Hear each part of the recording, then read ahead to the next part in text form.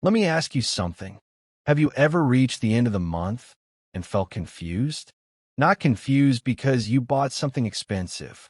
Not confused because you wasted money. But confused because you worked, you paid your bills, you stayed disciplined. And somehow, you're still behind. The money came in, the money went out, and nothing changed. This isn't accidental. Being poor isn't just hard. It's expensive. Not emotionally, not socially, financially. And a system you live in knows this very well. Imagine two people. Both wake up early. Both go to work. Both put in real effort. The difference is simple. One of them has savings. The other doesn't. One morning, their phone suddenly stops working. For the person with savings, it's an inconvenience. They buy a new phone, pay up front, and move on. For the person without savings, it becomes a problem. They delay the purchase. They use credit. They pay interest. Same phone, same price tag, different total cost. Not because of intelligence, not because of discipline, because of timing. That's how poverty quietly adds fees. When you don't have money, life starts charging you extra. Miss a payment by one day, there's a late fee.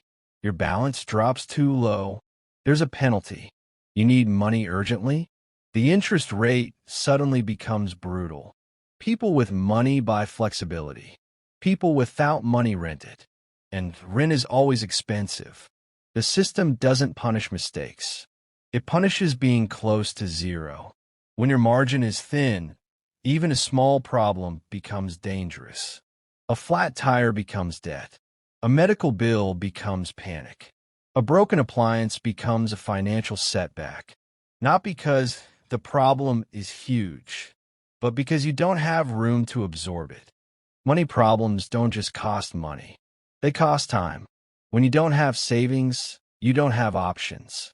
You take longer routes. You wait in lines. You do things manually because convenience costs extra. Rich people pay money to save time. Poor people spend time to save money. And time is the most expensive currency of all. Every extra hour spent commuting, waiting, or fixing things cheaply is an hour not spent resting, learning, or improving your situation.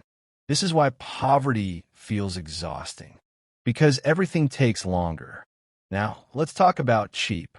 Cheap shoes wear out faster. Cheap tools break sooner. Cheap repairs repeat. Quality lasts longer, but quality requires money up front. When you're poor, you're forced to solve today's problem, even if it creates tomorrow's expense. Healthy food costs more now, but reduces medical costs later. Preventive care saves money long-term, but requires cash today. The system rewards long-term thinking. Poverty doesn't allow it.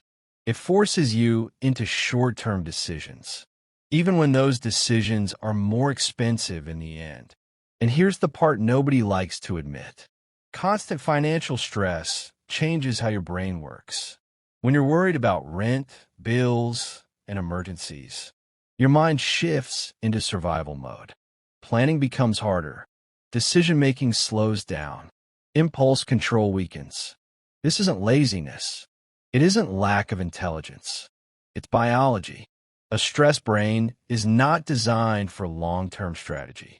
And the system profits when people are rushed, tired, and reactive. Instead of fixing the rules, society does something else. It adds shame. Work harder. Be more disciplined. Just save more. But discipline doesn't remove late fees. And motivation doesn't lower interest rates. Shame keeps people blaming themselves instead of questioning the structure. Self-blame is convenient. It keeps the system invisible. Understanding this isn't about feeling angry. It's about clarity. Because once you see the pattern, you stop asking, "What's wrong with me?" and start asking, "What is this system charging me for?"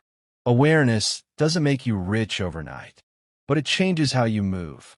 It helps you protect small margins, build buffers, avoid traps, and slowly, quietly, the math starts working for you instead of against you.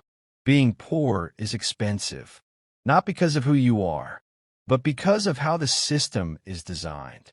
And understanding that is the first real step toward escaping it. If this made you uneasy, don't ignore that feeling. Discomfort is what happens when a belief starts to collapse. Most people spend their lives thinking they're failing at a fair game. But the truth is harder than that. The game was never fair, and the rules were never explained. Once you see that, you can't unsee it. You start noticing the quiet pressures, the hidden costs, the way the system slowly shapes behavior, without ever asking for permission. This channel exists for people who want to see beneath the surface, not to complain, not to escape reality, but to understand it. Because the moment you understand the system, it loses some of its power over you. This is entropy of mind. And once your mind changes, everything else follows.